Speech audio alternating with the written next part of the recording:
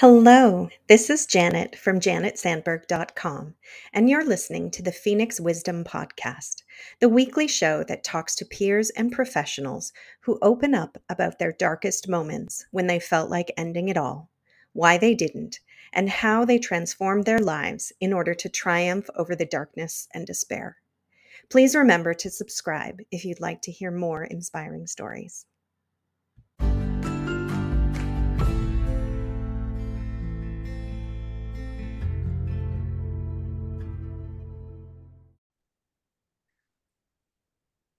Hello and welcome to the Phoenix Wisdom Podcast. I am your host, Janet Sandberg, and today we are joined by Michelle Lisan. Thank you so much for joining us today, Michelle. I don't really know you. We just met through a friend, so why don't you introduce yourself a little bit? Hello, my name is Michelle Lisan, and I am a person in a very weird transition point in my life that makes it hard to describe who I am and what I'm doing. But um, uh, That's okay. We can just leave it at that. We're yeah, Michelle in transition. cool. You'll get to know it. Like Yeah, you'll figure it out. we'll get to know you Yeah, as we keep talking.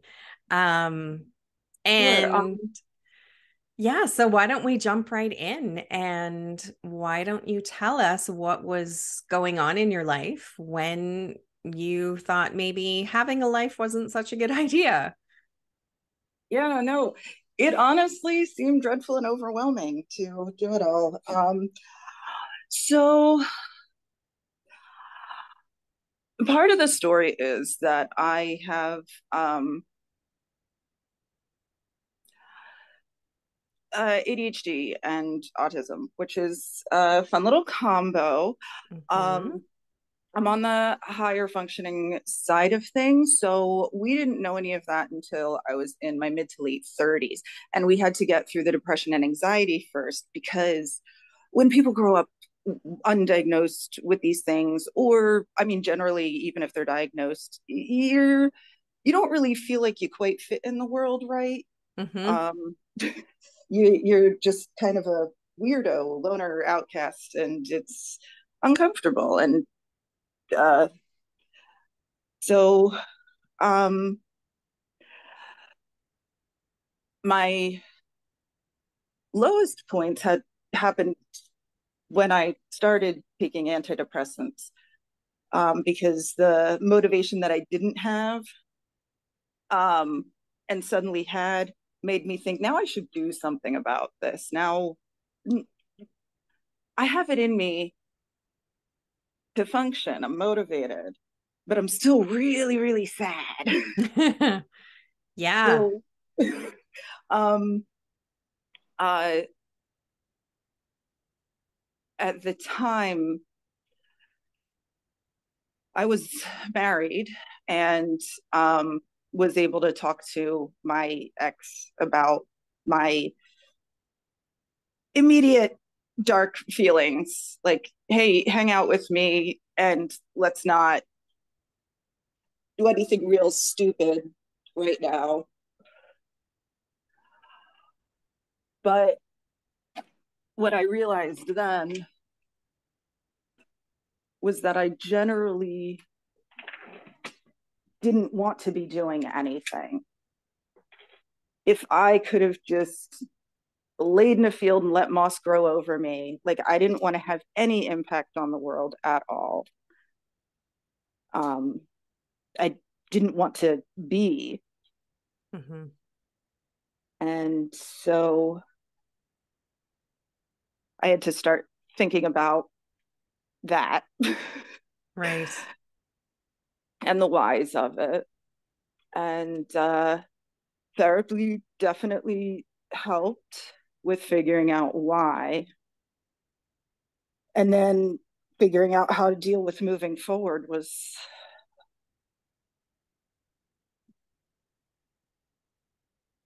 hard. Um, but it was about accepting who I am and embracing it, which partially came about because 11 years into my marriage, my ex came out as trans. And Okay. yeah, yeah, she started living her life as a woman. Uh, and I did stay for another year thinking I could see how this shakes out, Yeah. but ended up having to start my entire life completely over. Like nothing was actually what I thought it was. Mm-hmm. The life I had built, the things I had been aiming for, that all went away in a very short period of time. The rebuilding my life from nothing was actually kind of a blessing, Okay. interestingly enough. Yeah. How Um, was that? uh, because I got to figure out who I was as a person, what I liked doing independently of the influences of the people around me. Oh, you're right. In a vacuum, we make very different choices than we do in a system. Sure. Yeah. So my system was too restrictive. And so this was only 3 years ago. And the separation did, in fact, happen right as everything shut down for the pandemic. So I was entirely isolated. Yeah. Yeah. Wow.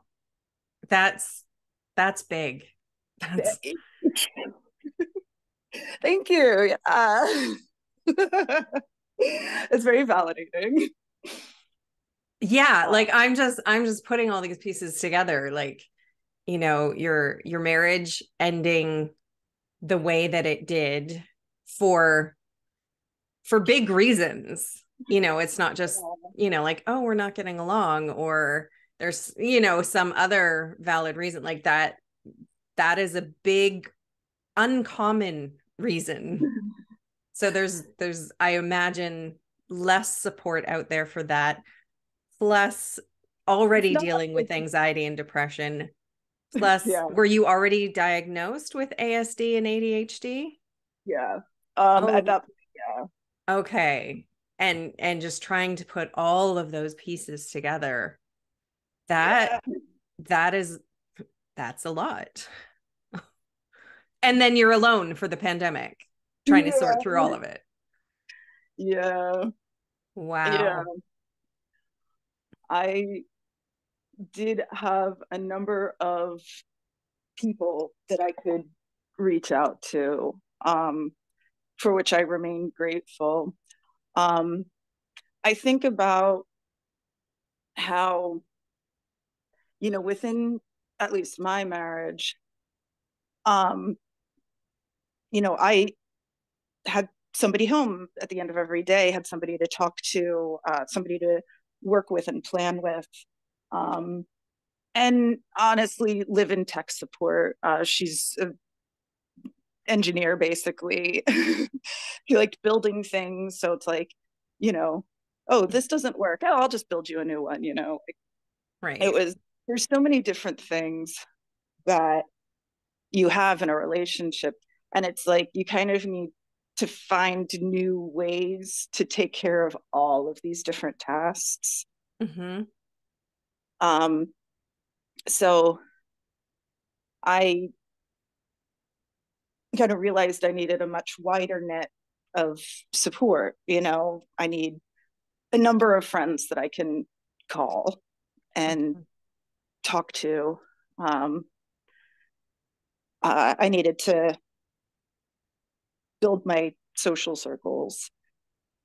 Um, Prior to the shutdown, I had started going to a community poetry group, where I started writing a series of sonnets. Mhm. Uh, I called them shitty day sonnets. And I love that. thank you. Um, it really helps putting your kind of garbage experience into iambic pentameter. Like, let's make it jaunty, let's make it rhyme. I studied English lit at university, so this is so up my alley. Like, Okay, do you want to hear one? I would love to. Yes. Okay. It's super topical. My skirt zipper was stuck. I couldn't move out of the thing I was so proud to wear. No, I will get this done, I tried to prove. I didn't want to make the fabric tear. Much shimmying and pulling made no change. I felt real dumb. I knew it didn't fit. Still, past cannot be later rearranged to suit the moments when we say, oh shit. I know asking for help is not a crime. To seek help from outside for this? Oh, gee. In married life, it happens all the time. Oh, honey, will you get this thing for me? Though, for the first time since I've lived alone, I really missed having a partner home.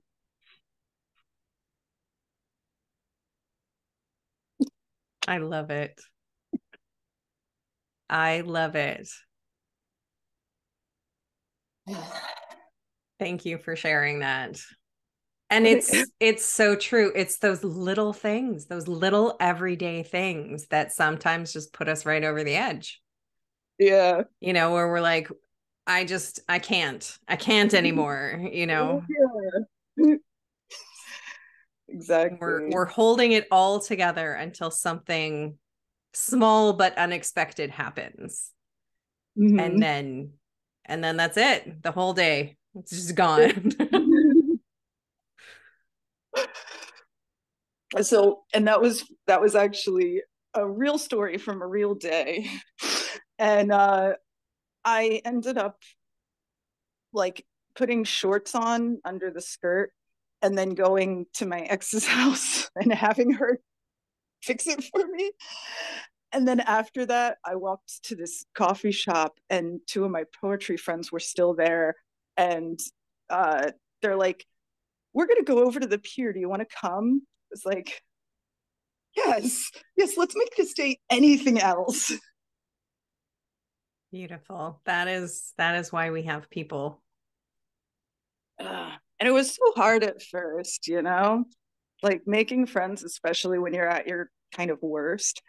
It's like walking up to people like, hey, I want to excuse myself. I'm a garbage mess right now. I don't intend any harm. Like, please like me. Yeah, I was gonna ask you about that. So you went to poetry club. How else did you, I mean, making friends as an adult, just in general, is challenging, but Oh, especially, when we're feeling down and alone and not worth much. Like, how yeah. did you make friends? Okay. So I had two things that I desperately wanted to do to keep myself, you know, okay. One was to have a plan to leave the house. I tend to go inward and just watch endless hours of TV and just cut myself off from the world around me. And I Mm-hmm. knew I didn't have anyone in my life to poke me to get out of bed anymore. So, Mm-hmm. I can um, relate. Yes. so I made plans of regular activities. One of them was poetry. The other one was pub trivia. Oh, okay. It was in walking distance from where I was living at the time, and it was like a friendly, engaging atmosphere. There's an activity to do, so you don't necessarily have to talk to people, but there's people around, and you know, like you'll start to talk to people. Just you'll feel more comfortable Yeah. after being there for a while, at least. Right. Um, Brilliant. yeah, I ended up becoming very good friends with a bartender there, and she ended up helping me get like my first post divorce job. So Awesome. yeah, it's been interesting. Like everything's been kind of happening like that. Like if I just put myself out there and try to introduce myself to people, say hi, like it ends up taking me places. I don't know.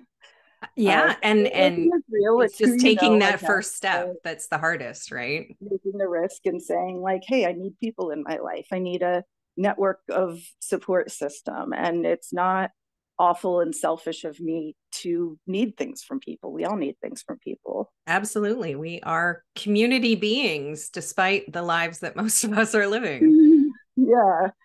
And I see that too in the way that I engage with people. They're not necessarily used to engaging on a deeper level. Nobody wants to talk about their problems or how they feel. It's Hmm. uncomfortable and awkward. It feels like we're showing people our internal organs. Especially when you're trying to make new friends. Yeah, but And that's exactly what we need. yeah, that's why poetry was the perfect place, because everybody's all raw and saying they're, like, people are more, they're there to share themselves. Hmm. So, and the Yeah. pubs are drunk people. They lack inhibitions and Perfect. Perfect. Yeah, you've got this all thought out. I love it. I mean, I can't say I'm doing any of it right, but like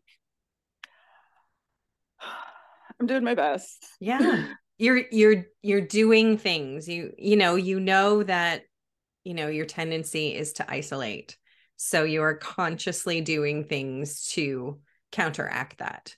And that is so hard to do, which I know from personal experience because it's what I do and most of us with depression. That's what we do. We isolate and then we're like, I have no friends and I have no reason to be here. And we start spiraling. And then we're like, but, if we just would leave the house and go do something, anything really, Right. we would feel much better about ourselves and our place in the world. So Yeah. yeah, well done. Well done. That is so not easy to do. Thank you very much.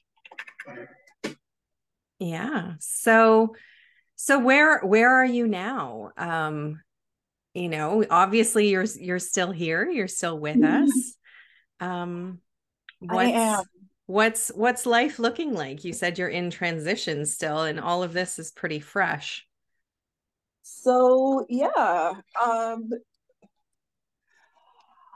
I know that not everybody is paying attention. Honestly, I'm not paying very close attention. It's very upsetting. A lot of the laws that are being passed in Florida right now, and honestly, a lot of states across the country are very restrictive to trans people. Yes. And my ex being one of them, Yes. uh, it's no longer safe for my family to be here. And so she and the kids uh, and I are all going to move. Because Yeah. a lot. Because you have to be safe. Yeah, yeah, exactly. I'm the most worried about the permitless carry law, um, mostly because uh, I feel like a lot of people will take things like the bathroom bills and the don't say gay bills into their own hands, and Yeah. it'll be used to do awful violence. And I just don't want to be here for that. Yeah. That is I wouldn't either. And yeah, I know a girl and her family just moved to Florida for her husband's job. And I'm like, how, like, I get it's a great job, but is it that great? But And well, and I live in St. Petersburg, which is a beautiful, like queer little liberal bubble. Um, mm, we have a gigantic annual Pride Parade in St. Pete that draws a lot of tourism. And um, us being like this fun, funky little art town has all been built up by our queer community. Right. And so it was kind of easier to feel safer here for longer. Mm-hmm. You know, even as things did start to turn, we're like, nobody's going to jeopardize like pride and tourism. But apparently they will, because there are now travel advisories for LGBTQ plus people not to visit Florida. Wow. Yeah. That's crazy. So So you've picked yourself up and gotten yourself back together, and now you're moving and you're going to do it all over again. I have learned a lot. Mm-hmm. Now you are well equipped to do it all over again in a different place. I mean, like, not gonna lie, I'm not super happy about the situation, and I am currently like not in a great place, but it's so different from the not great places I've been previously. Um, I have maintained my love of life and doing things. I am really involved in the art community here, and I love going to art shows. I host a short story open mic, and I do a number of things to keep me involved and engaged and having fun and enjoying my life, because I don't have to mire in the misery of my situation like every moment of the day. That's just exhausting. It is. It is. And yeah, I really admire that about you, that you've just, found things to love. And that's key. And sometimes it's not enough still, but it is a great start. It is a It's great like, start to have those things and those people and those activities to at least distract us when yeah. we're not feeling it, right? I mean, so a lot of times when I am feeling kind of out of my head, I don't really want to be around people. I don't know how I'll react to people. Like, am I going to be like surly and miserable? And like, am I going to hear one comment that I don't like and just kind of lose my shit? Like, I don't want to be a bad influence in the world. I want to treat people well. Um, but I just remind myself, like, I don't know, like the people that you are around like having you there. They invite you Mm-hmm. out for reasons. They stay in touch for reasons. So trust that, trust them, you know? Yes, And that's hard. That is really hard. it is. But it's been how I've stayed together. Awesome. All right. So if you were to leave one parting thought with our audience, what would you say? I am mulling this over.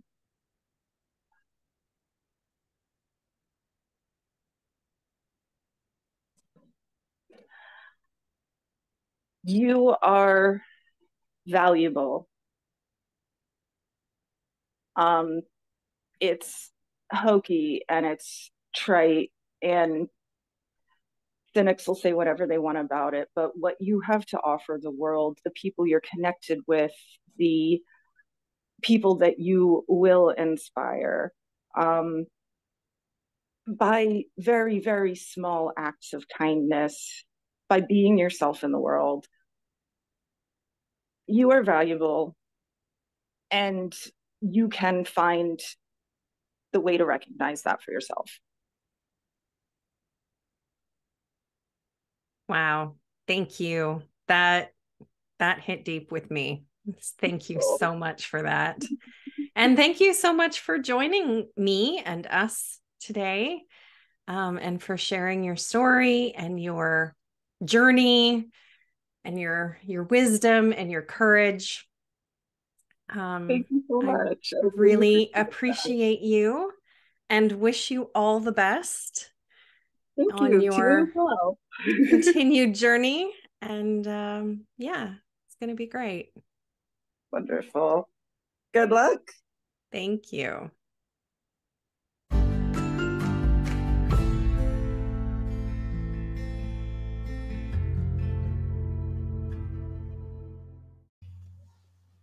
Thank you for listening. Remember that you are loved, you are worthy, you are valuable, you are meant for more, and that it really does get better. If you are in crisis, there are numbers that you can call or text to get the help that you need. That information for Canada and the US is in the description below each episode. If you are in immediate crisis, please call 911. We love you, and I hope you'll listen again.